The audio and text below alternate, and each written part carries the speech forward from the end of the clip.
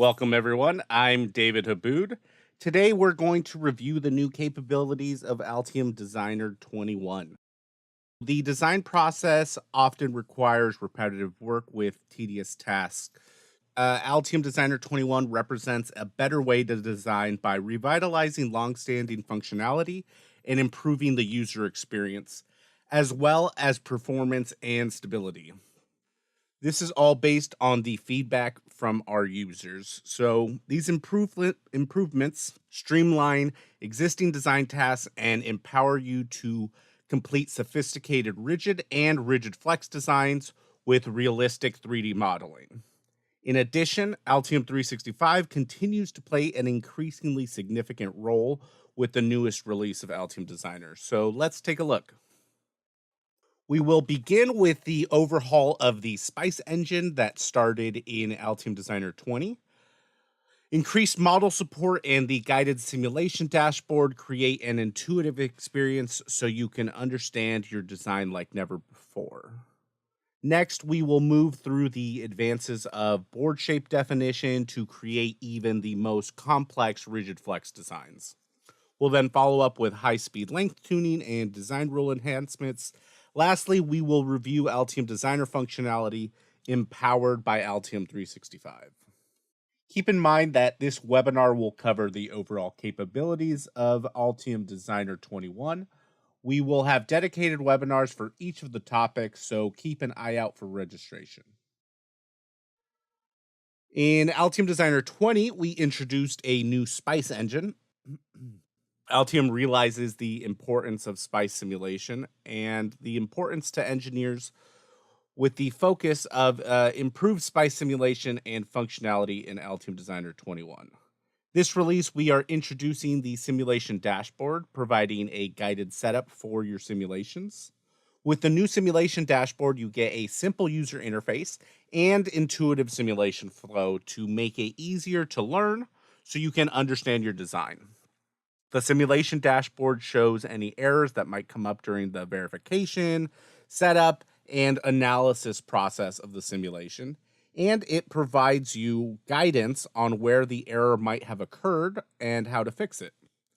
To make things even simpler, the new simulation generic components library provides a comprehensive collection of common simulation parts for your initial concept verification. We include a large list of ready-to-use generic simulation models, including models from TI, Microchip, and in the near future, Infineon as well.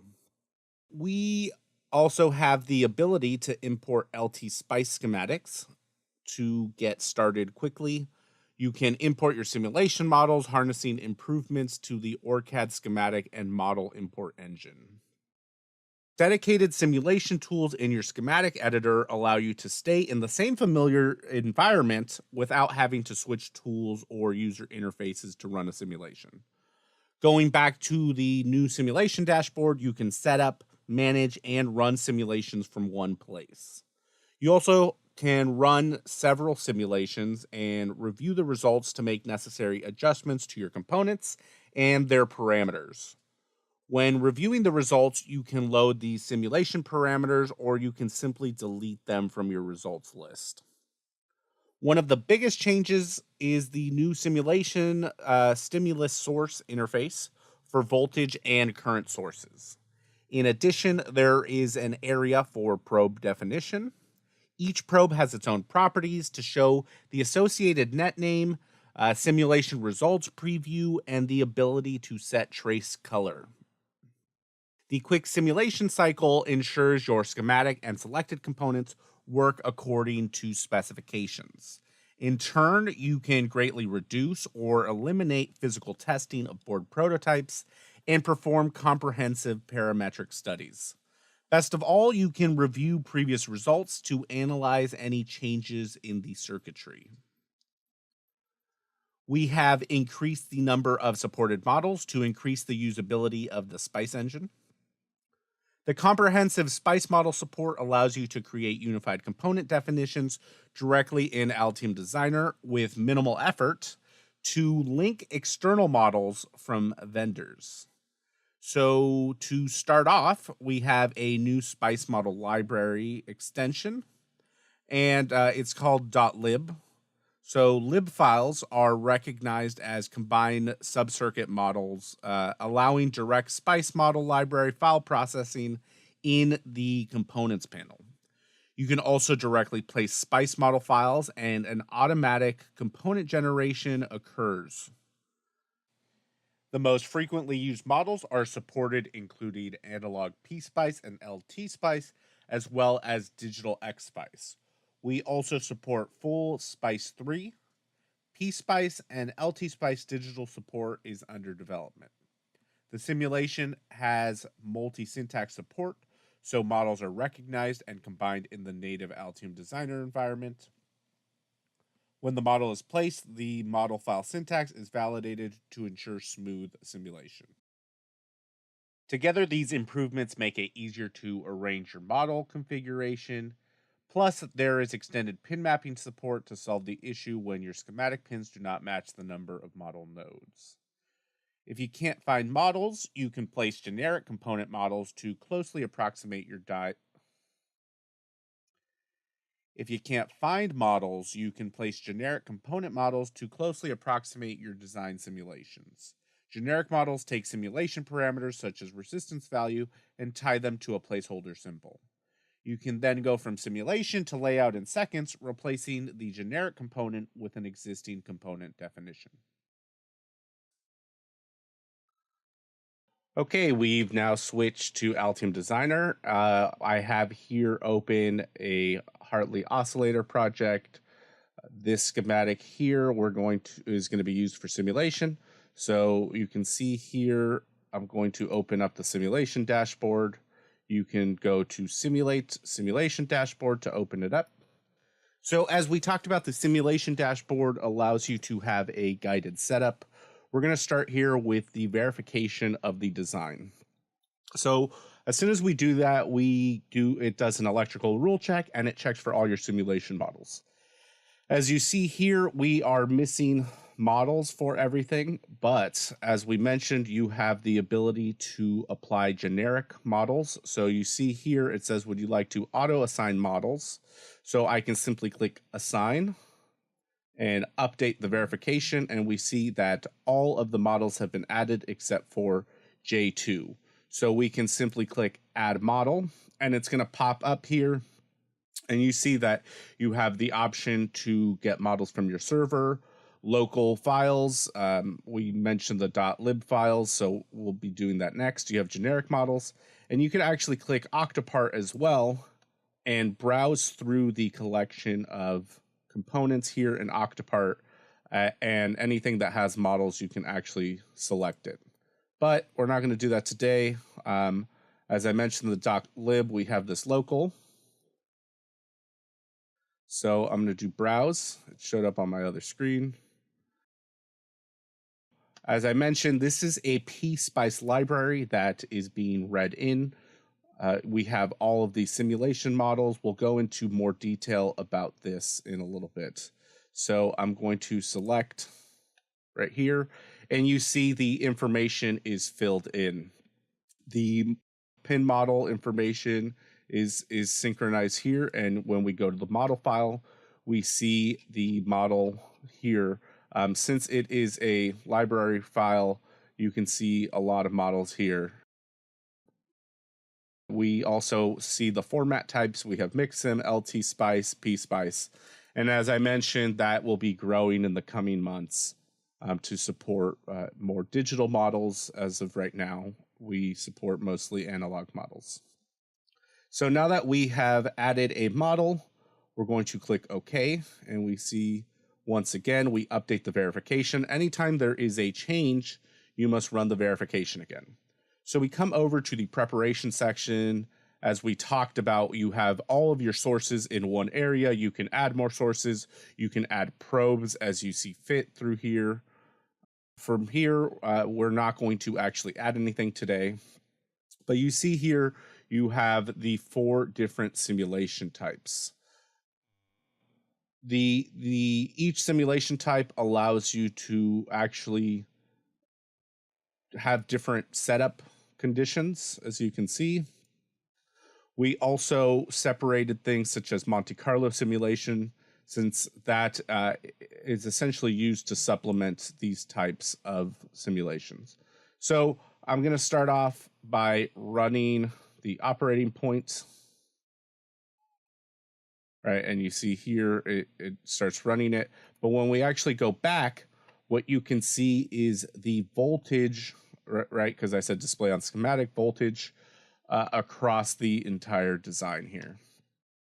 As we run through the other simulations, you can do DC sweep, come back, transient, and lastly, AC sweep.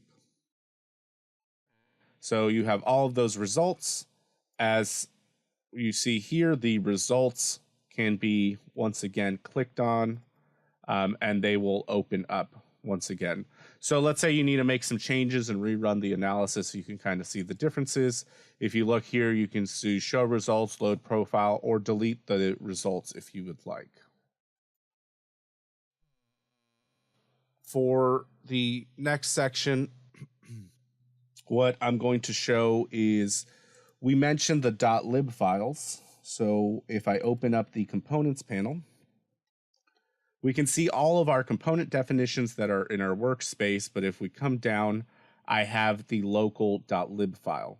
So we have all of these defined here automatically based on the models from the PSpice library. And what we see here is if you actually start making, if you place it from the models, it will automatically generate a symbol for you. So we're working on, making the symbols a little bit more realistic and usable. So in the future, this type of symbol will look more like this. And we'll do that by kind of recognizing the type of components. But for now, you have this type of symbol available to you. Now let's talk about Rigid Flex a bit.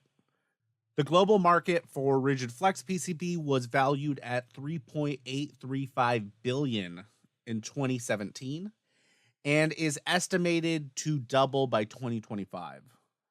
Talking to our user base and analyzing the use of Rigid Flex has shown that there's an increasing utilization of Rigid Flex materials in designs, especially in advanced healthcare devices and high-end consumer electronics.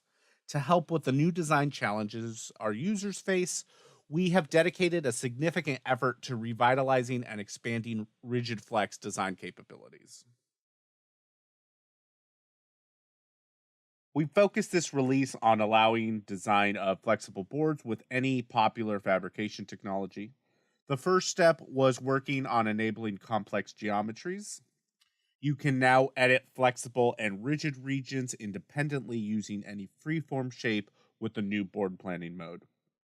You can create overlapping and branching regions to create intricate board shapes with ease, such as selective bonding and bookbinding. You can even create Rigid Flex stack-ups surrounded by cutouts. Additionally, creating and managing bending lines has been improved. The bending lines can be applied to any edge, including cutouts in the board. The bending line definitions remain even after making changes to the board shape definition. Many Rigid Flex designs often require rigid stiffeners where flex tails plug into connectors and adhesive layers to attach multiple flex stackups together. This release adds a workflow for creating stiffeners and adhesives to enable creation of completely new types of Rigid Flex designs. We have defined a materials library for Layerstack definition, use predefined layers for flex stacks featuring their own specific behaviors and visual representation for a more complete and realistic physical model of flexible PCBs. Plus, you no longer have to individually manage substacks. You can link independent layer stacks to create a continuous board definition.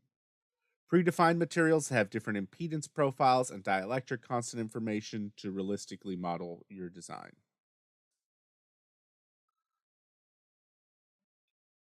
We're going to start off with a stiffener design.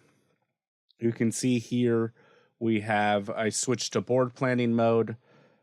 As I mentioned earlier, the board planning is divided by regions now, or defined by regions. So you see the individual regions here defined. You can have overlap between the regions, and that is determined by priority, which you can see right here. We'll go into a little bit more detail there in a little bit. One nice thing that has been added is because of these independent regions, you can now utilize snapping. You can see right here that in order to get the two edges to meet up, you see the little snapping icon right there, that little circle. So if I want to make it flush, it's really easy to make it flush. So let's go into a little bit more detail in the Layerstack manager. I can press DK and open that up. We see here R2 with, we named it R2 plus stiffener. If you click this new add functionality, you can see I can add the stiffener or adhesives. So here I'm going to add a stiffener, and you can see that it is added into the layer stack right there. In addition, you can see if you haven't worked too much with this new Layerstack document type that was introduced a couple of releases ago, you see that in the properties panel, you can do stuff like define whether the area is a flex area or not. Coming back here, we now have this new layer stack associated here, R2 plus stiffener. If I want to change the color of any region, I simply click here, and it gives me a better visibility of the board overall. I mentioned that if you have a realistic stack up, it's a little bit easier to convey design intent. So here we have a draftsman document of this PCB documents. You could see here all of the different layer stacks available for us. And it'd be really easy for someone to be able to read this and understand the differences between the different layer stacks. Moving on to another design here, we have been talking about the overlapping regions and how that is defined by priority. So if I click here, you see that there are many regions. I'm going to select region F5, which is encompassed by this area here and this little curve. And you can see that I have associated layer stack F5. It has priority 0. We can see over here some more priorities.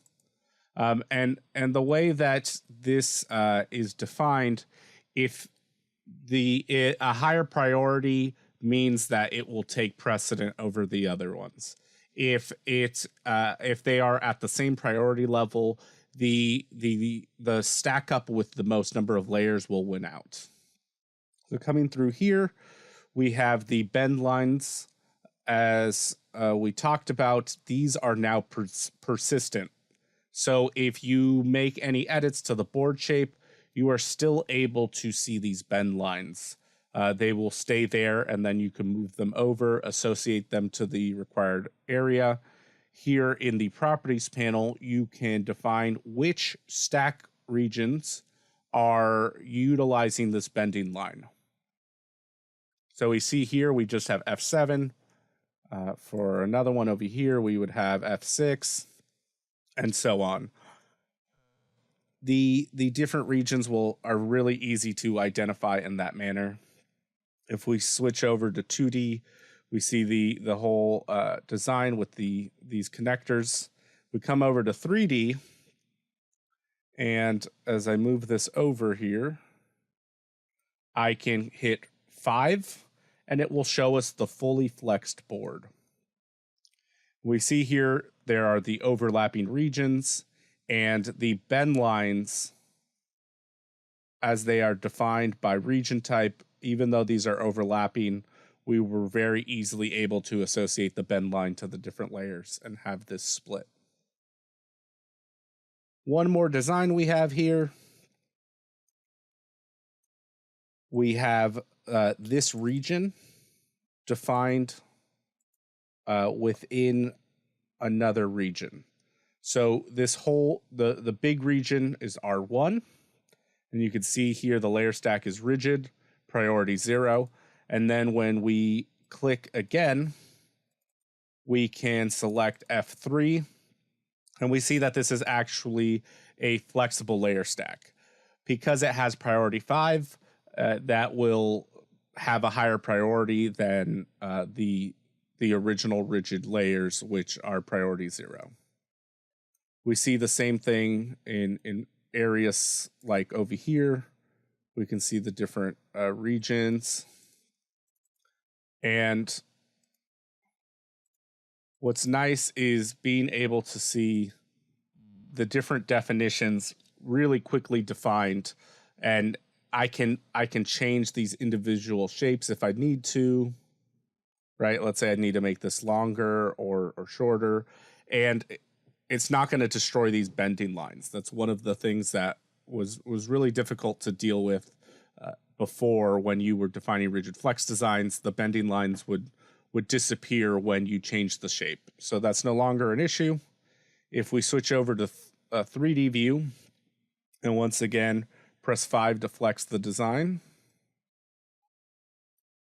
We'll zoom out a little bit, and you see here the area that is overlapped is flex, and we have the cutout here that perfectly cuts out the remaining area of the zone. So we defined a square here within the big rectangle, and then the cutouts to just define that specific area. So I'll flex it once again, and we see over here we have certain materials that split up based on the stacks we've defined, and you can see in certain areas the defined rigid and the flexible area. So if I actually flatten this out again, you see this rigid and then this flat area. When I flatten it out, you're actually able to tell in the layer stack you have the rigid area and then you have the flexible area. So by working with the priorities in the properties panel, you're able to define shapes that would have been incredibly difficult to define in the past, and very easily define them and work with the different types of layer stacks. We also looked at adding the adhesives in the layer stack manager. Similar to rigid flex designs, high-speed capabilities are becoming essential for designs. Clock rise and fall times are faster than ever, so these shorter times make signal switching a serious concern.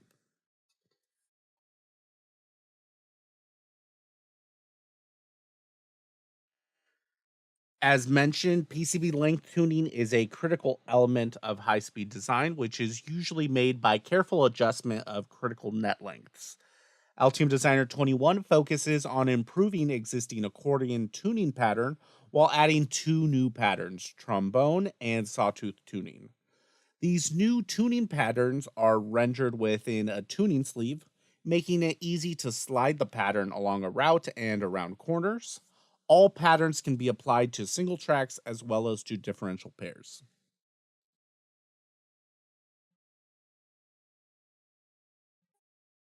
If you're working with lower speed or lower frequency signals, you can get away with trombone tuning. You'll notice that there are multiple 90 and 180-degree turns in this trace configuration. Using curves for these bends is preferable to using hard right angles, in that it creates a smaller impedance discontinuity. There are a number of different movement and size change behaviors available, depending on where you click and hold on the sleeve. The sawtooth tuning uses a similar polygonal area within which the pattern is built. Here we haven't used any smooth bends along the trace. These dimensions are used to minimize any impedance discontinuities along the length of the trace. They are great in places where building an accordion is almost impossible due to the large number of objects near the track. Accordion tuning and trombone tuning are similar in that they both use a serpentine routing pattern, but accordions help you maintain tighter coupling along the length of the traces.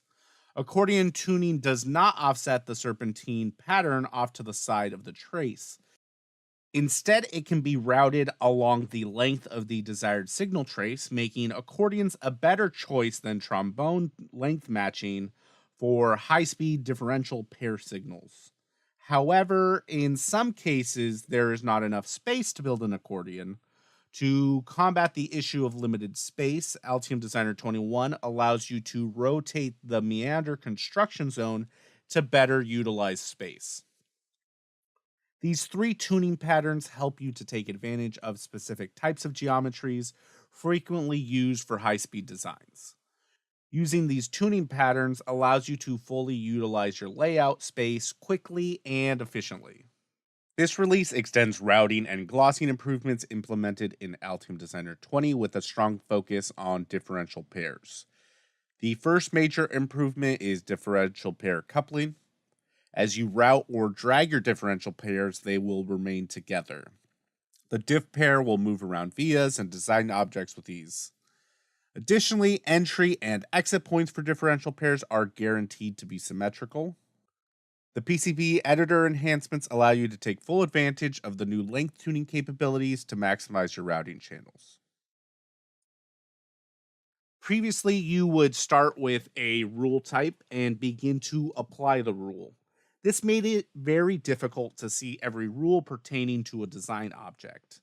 The new design rule concepts alleviate this issue by associating rules to individual design objects such as nets, differential pairs, and components. In addition, a new document type has been created to manage and visualize design rules and constraints. The new document allows new functionality with new properties, increased rule visibility, and object-driven design enabling reuse, as well as rule validation. We're also able to use the document to provide future changes and greatly improve functionality at a faster development pace. The new mode allows you to add all critical design elements, components, nets, etc. to a table, and then assign a specific list of rules and constraints to each element. This new mode simplifies the design process with greater interactivity between the schematic and PCB editing environments. If desired, you can choose to revert to the legacy DRC dialog view at any time. Let's see here. We have the mini PC project. I've made a couple of changes to it with some different design rules. So we're going to start off by making sure the properties panel is open. It's really important to use the properties panel while tuning. So the first thing we're going to do is we're going to come down here to the bottom of this BGA, and we see a lot of single-ended traces here. This will be a good area to start showing some of the new tuning. You can see up here in the active bar, you have two types of tuning. You have interactive length tuning and differential pair tuning. So of course, right now we're working with single-ended traces. So we're going to click here, and you could see creating the tuning sleeve very quickly. I'm going to create it like that. And you could automatically start seeing some of the changes here. We have the accordion. As I mentioned, there are different options available now. We're going to start off by moving this around just to see the new changes to the glossing engine. The changes began to be implemented in 8020, and they are further improved now. So we can see you can actually modify the boundaries as you see fits here. Let's say you want to rotate. This is one of the biggest differences here. You can hold the control key and actually rotate the full boundary. As we're working through this, You can hit 3 and 4, right, to make the changes to the width in between. And this has been possible for many years, but just in case you weren't aware of that, 3, 4. There we go. So in addition to that, if you hit space, it's going to change the style, which you can see down here. We can make those changes as need be, and it will automatically change. But again, if while you're dragging it, if you hit space, it will automatically make those changes. So I'm going to delete that pattern, and we will switch over to trombone tuning. I mentioned earlier that trombone tuning is pretty similar. The major difference here, if I hit tab, I can come over here without changing the environment. So I'm going to hit trombone. The major difference here between accordion and trombone is spacing situations. A lot of times you're going to want to, generally you would be using the accordion functionality, but let's say you have limited space, like right here. You can see here the accordion tuning is very similar, but it will allow us to better utilize our space here. Let me just create that right there. We can move it to one side if we would like to. See here, moving from one side to the other. And once again, I'm going to hit tab to come over here. And I'm going to do single side. So this allows it to force the system to only use one side. So you can see left or right. And then we come over here. It will very easily go around the corners and automatically follow that. We can change the boundaries as we see fit. If we want to make this a little bit bigger or a little bit smaller, we have that capability. And this single side is really important because it helps you control exactly how you do this length tuning. So lastly, we are going to look here at Sawtooth. So I'm going to make just a couple changes. I'm going to make the angle 70 degrees. I'll make this 154, and I'm going to make the actual height 1 millimeter.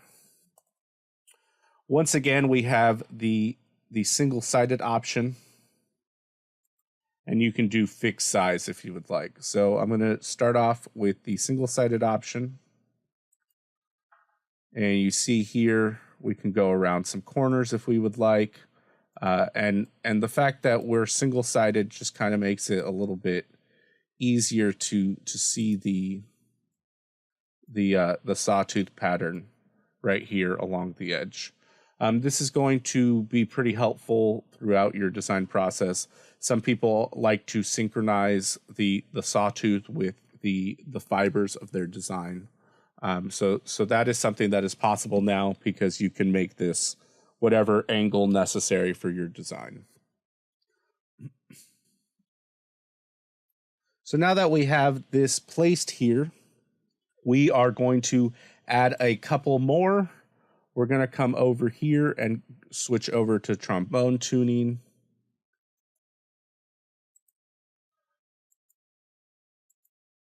And we add it here. And then lastly, we are going to add one last tuning for the accordion. So you can see them kind of interacting with each other, making sure that they optimize the space with each other. And since you can move them independently, as I believe I mentioned earlier, these are called tuning sleeves. You can see how they interact with each other and they allow you to fully optimize the space here. You still have the ability to drag things over as need be to make things a little bit easier to fully utilize the space of your board. So we're going to leave those there, and we're going to look at some differential pairs. All of the tuning capabilities available for single-ended are available for differential pairs. So we're going to start off by selecting this trace right here. And you can see I'm selecting the inside trace. However, it is keeping them coupled together. So, and this is going to go across these vias, and it's going to keep those together. You still have the push and shove capabilities, as you can see here, but you have that ability to stay coupled. So if we come to the properties panel here, you see in this corner, the keep coupled. I can disable that if I would like. And now when I move it, it just moves one at a time. Of course, that's not always ideal, but in the situation where you need to separate them a little bit, you have that functionality. And of course, if you're selecting the outside because of the push functionality of the glossing engine, you will see that it will push over the left one. Okay, from here, we will look at interactive routing for differential pairs.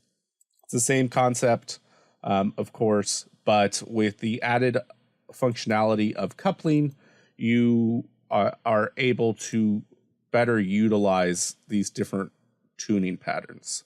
So we see here, I can move it down. As I mentioned, you can hit Control and rotate it. And you'll notice how fluid this is because of these glossing engine changes. It's really easy to move these tunes around. With previous releases, it was a little bit more cumbersome, but now that we have these glossing engine improvements introduced in Altium Designer 20, it's just going to keep getting advancing every single year. So we will look at some of the different tunings. First, we had accordion. I'm using short keys U, P for the differences hitting the trombone tuning.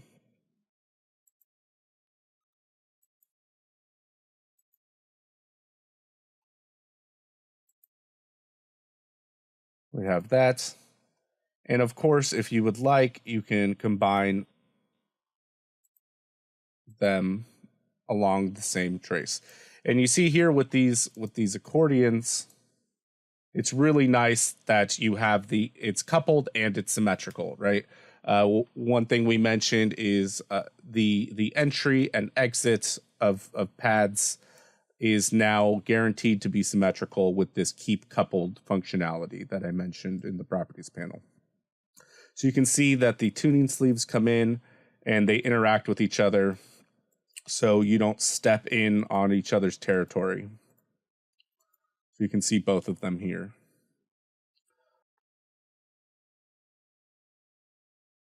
We began changes to the schematic editor in Altium Designer 20. We can briefly go over the most impactful changes for this release. New and improved tools simplify the task of analyzing the connectivity in a schematic project. The Altium Designer Connectivity Insight functionality displays an instant view of the connection relationships within a PCB design project. Shown as a document tree with optional schematic previews, the selectable elements provide a quick and visual way to navigate through a project's connectivity structure. You can effortlessly view and modify net properties for all of your electrical primitives, including the ability to set voltage for power nets and frequency for high-speed nets. The improved net details simplify net analysis and make it easy to understand connectivity across sheets. Simply hover the mouse over a net to examine both the logical and physical net name. Alt-click on the net to highlight that net throughout the project, and Alt-double-click on the net to display a tree of all sheets that net is on. Then click to check out that net in one of those sheets. Adding to this capability is a new hover feature enabled by holding the Alt and Control keys together, which opens a selectable tree view when the cursor is over any object belonging to a signal net. You can also view page references for offsheet connectors.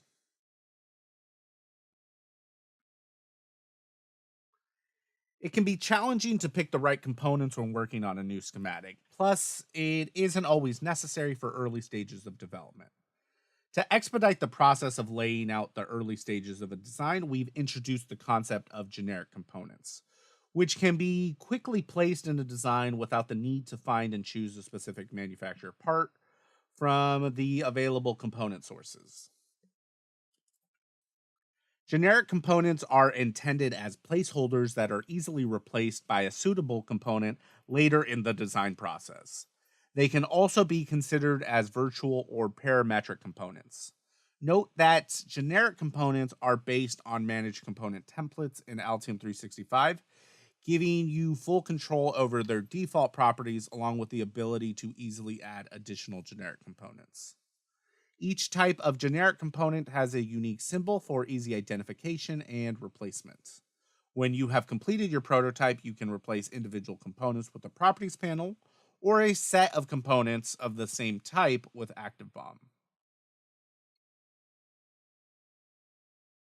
Most modern microcontrollers have multiple package options supporting remappable pins. This release introduces flexible pin to pad mapping capabilities for managed components. Enhancements to the single component editor and the introduction of the new pins panel allow component symbol pins to be mapped to any component footprint pad or any number of footprint pads. The pins panel allows the default one-to-one pin mapping to be changed to a custom relationship, such as one pin being connected to multiple footprints, or any other non-aligned pin to pad number relationship. Pin to pad cross probe highlighting is supported for multiple common footprint pads, and a custom footprint mapping configuration is indicated by its associated icon. A place component with custom pin to pad mapping is fully supported during schematic PCB synchronization for pin and part swapping and by the component pin editor dialog.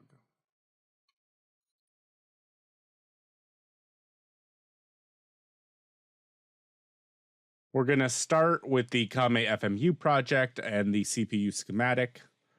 We're going to look right here. You see this label. It indicates that it should be the name of this wire. However, sometimes it could be difficult to follow when you have a lot of different nets. If I hover over it, I am able to see the net name and the physical name. Clicking on it, we open the properties panel. We see the physical name, which is the name on the PCB, and the net name, which is the logical name on the schematic itself.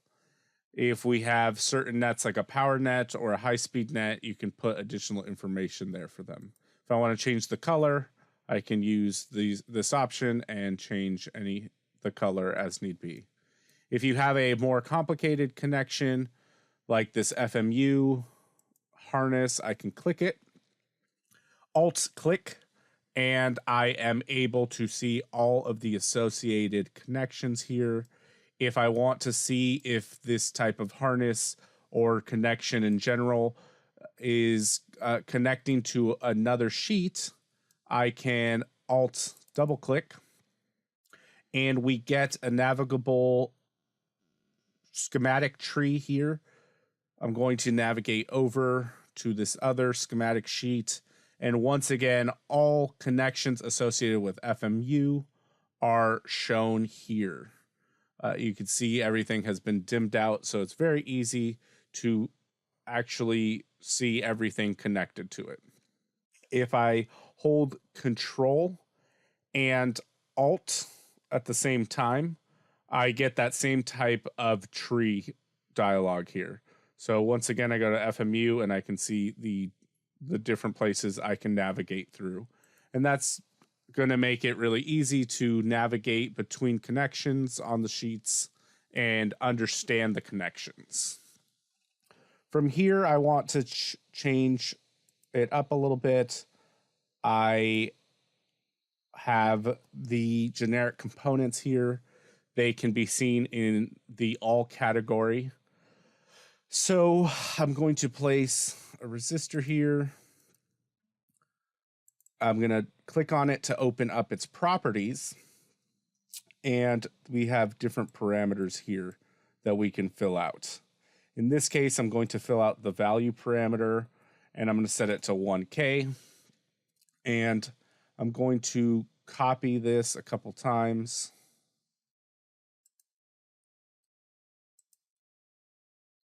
And paste it. Okay. So from here, there is a way to annotate. So I'm just going to do that quickly, quietly annotate it. It'll give me some reference designators for that. So there's two ways to make changes to these generic components after you have finished up your design. I can replace an individual component in the properties panel with the under design item ID. If I click here, I get the pop-up to replace a component. But when you have several components that have the same type of information, we can also come through the active BOM document and see all of the components. Here we see there's no manufacturer part number. So now I want to change this. I go to operations, change resistor. I want to find an actual part that can be manufactured. I can acquire from a manufacturer.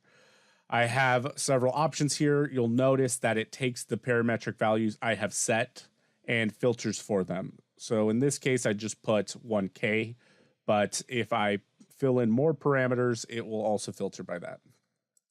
If I do control click and I select multiple components, I can compare them to make a better selection choice. Red are differing parameters and white are the same. In this case, I see there are a lot, the stock is much greater for this top component. So I'm going to select it and I get an ECO that to replace the parameters that are being taken from that component definition. I execute it and I come back over and we see that the components have their parametric information filled out. We have everything here. We also have the footprint, 2D and 3D.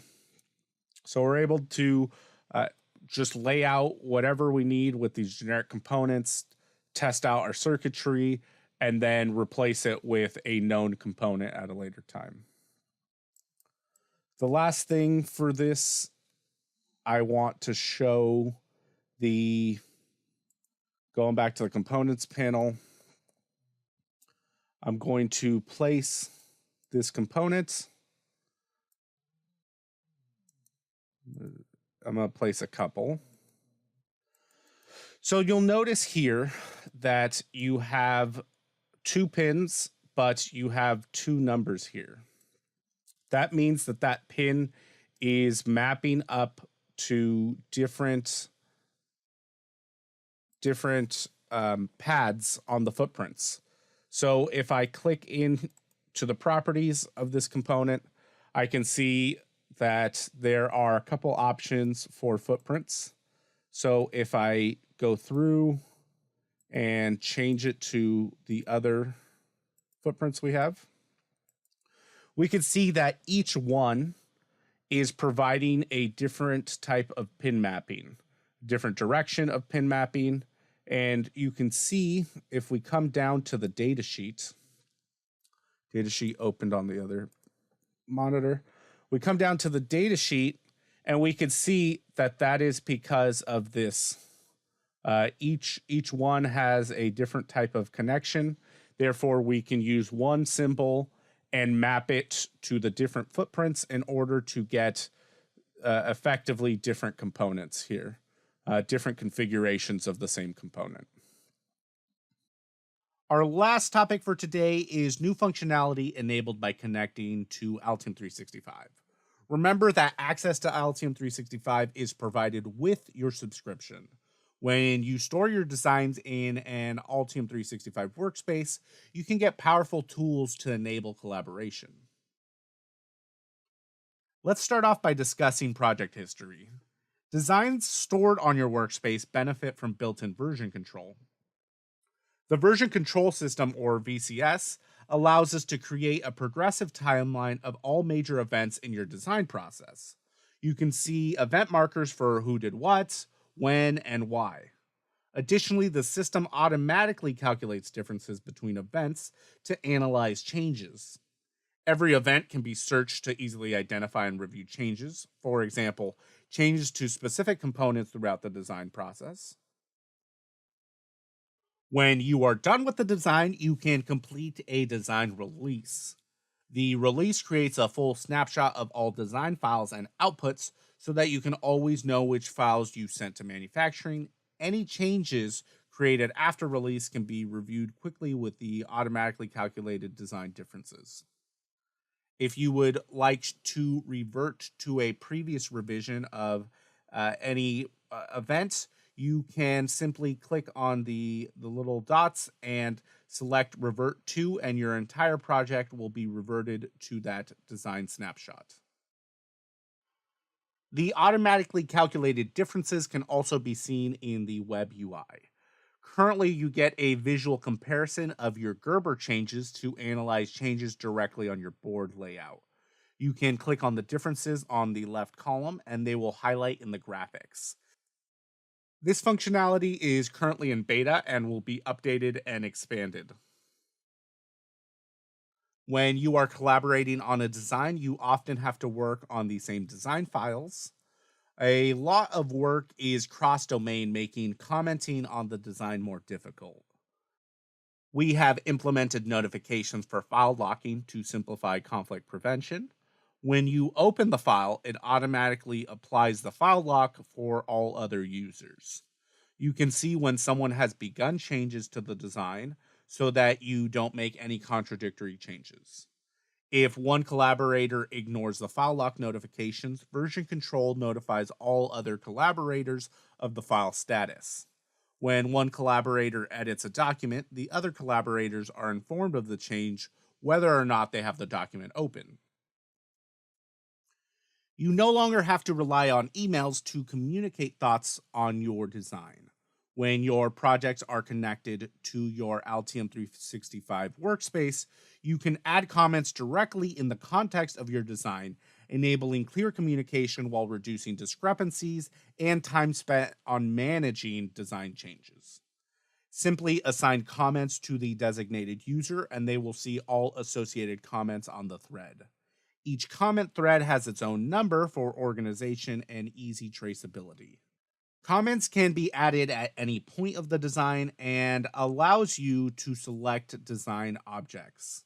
You can also select an area for the comment to cover. Freehand drawings can be added to supplement the comments to provide more clarity. When reviewing comments, you can toggle the visibility of comment threads in the comments panel to clear up your design environment. You're also able to filter through comments by user, resolution status, and current document.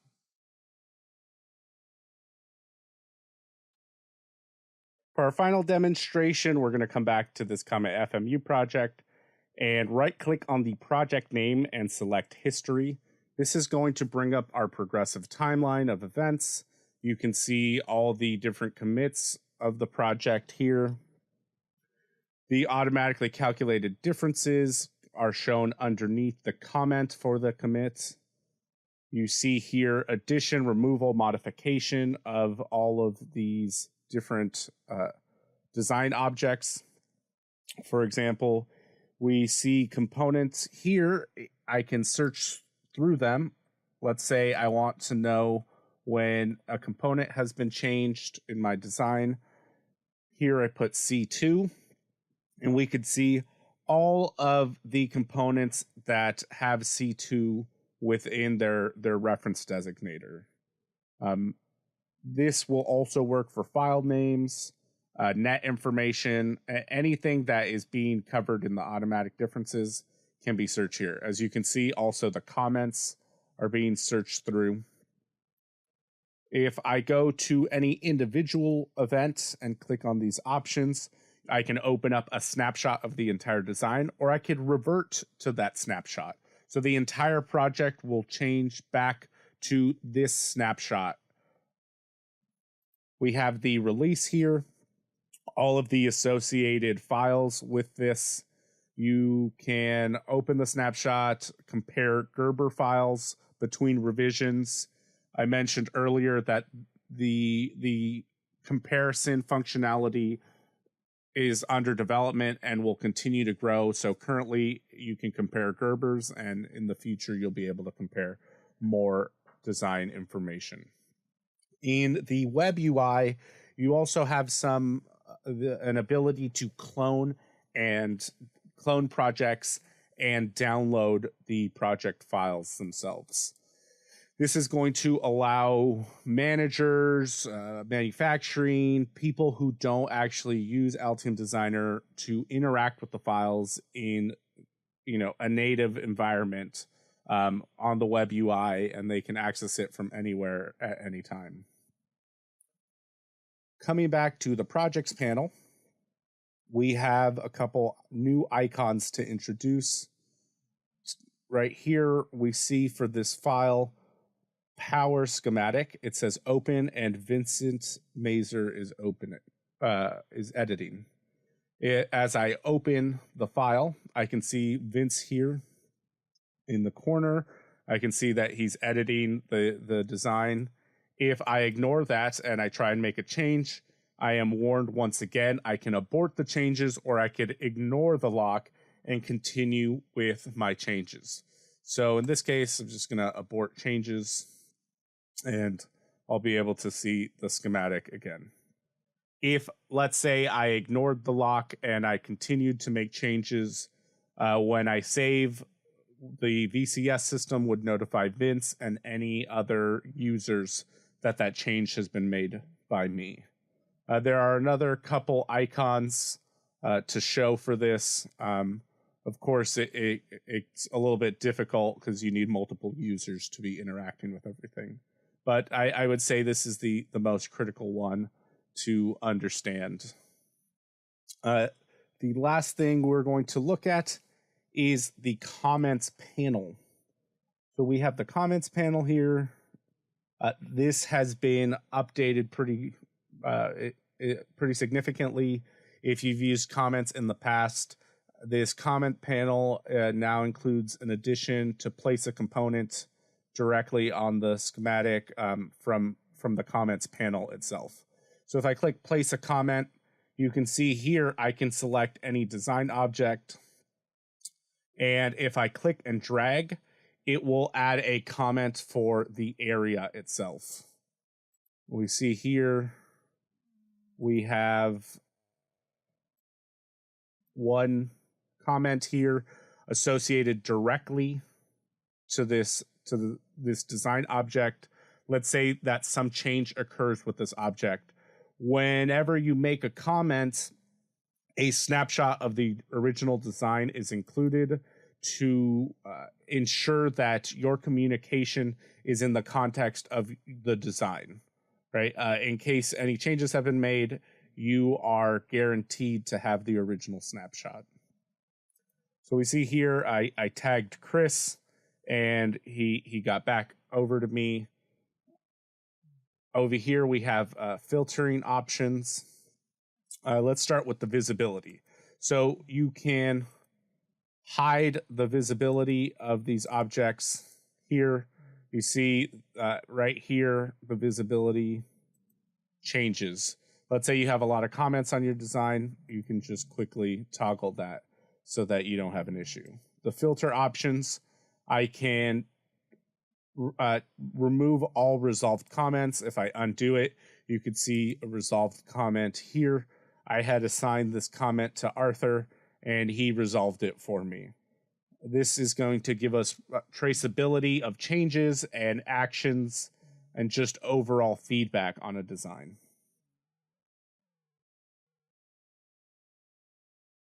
You could also filter by current documents. You can filter from, so I could say, who did, I need to see all the comments from Chris, and I can just select that right there and get that information. That's the end of our presentation. Thank you, everyone, for your time.